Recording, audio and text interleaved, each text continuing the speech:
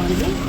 ఇది ఎలాగైనా చేస్తే బాగుండు అని ఒక ప్రజల్లో ఒక అభిప్రాయానికి వచ్చారు కాబట్టి దీన్ని ఎలాగైనా పక్కదారి పట్టించాలి అని చెప్పేసి రాధాకృష్ణ గారు, కూటమి ప్రభుత్వం అందరూ కలిసి దీన్ని ఆంధ్రజ్యోతిలో కార్యకర్తలు కుటుంబ సభ్యుల మీద, వైఎస్ఆర్సీపీ కుటుంబ సభ్యుల మీద, మహిళల మీద అలా ఆలోచిత మాటలన్నీ మాట్లాడి మమ్మల్ని చాలా బాధ పెట్టారు.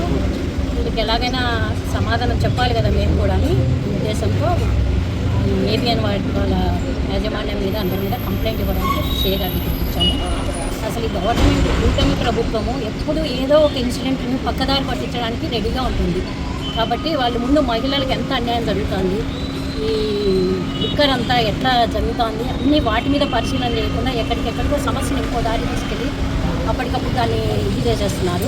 కాబట్టి మేమైతే ఈ సమస్యను పోరాడుతూనే ఉంటాము. మా జగన్ సారు ఈ విషయంలో చాలా గట్టిగా ఉన్నారు. మేము ఇచ్చిన ఈ కంప్లైంట్ మీద ఏం చర్యలు తీసుకోకపోతే కూటమి ప్రభుత్వం, మా జగన్ సార్ గవర్నమెంట్ వచ్చిన తర్వాత దీని మీద చర్యలు ఖచ్చితంగా ఉంటాయి. కక్ష సాధింపు చర్యలు అయితే కాదు, న్యాయబద్ధమైన చర్యలే ఉంటాయి తప్ప ఆయన ఎవరిని కక్ష సాధించాలనే ఉద్దేశంతో మా జగన్ గారు అయితే లేదు.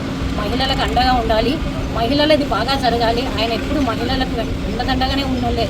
కాబట్టి ఆయన ఉద్దేశం ఏంటి, వీళ్ళకి అంతా తప్పుదారిలాగా కక్ష సాధింపు అది ఇదని మాట్లాడుతూ రాతలన్నీ పిచ్చి రాతలు రాస్తున్నారు ఏబిఎన్ వాళ్ళు. అసలు ఆయన ఎప్పుడు ఆ ఉద్దేశంతో ఉండింటే అసలు రాష్ట్ర ప్రభుత్వం అన్న 5 ఏళ్లలో ఇంత మంచి పరిపాలన అందించేది కాదు. ఆయన అలా లేదు కాబట్టి మంచిగా జరిగింది పరిపాలన. ఆయన మళ్ళా వచ్చినా కూడా మహిళలకు ఎట్లా అంటే అట్లా మహిళల మీద మాట్లాడేదానికి ఆయన ఎప్పుడు సుముఖంగా ఉండరు. ఎప్పుడు ఆయన దానికి అగెన్స్టే. కాబట్టి మంచి గవర్నమెంట్ని అందించేదానికే మళ్ళీ వస్తారు ఆయన. మళ్ళీ మనకు వచ్చి ఆయన మంచి ప్రభుత్వాన్ని అందించి మనందరినీ మహిళలకు అందరికీ మంచి మంచి అవకాశాలు ఇస్తారు అని నేను కోరుకుంటున్నాను.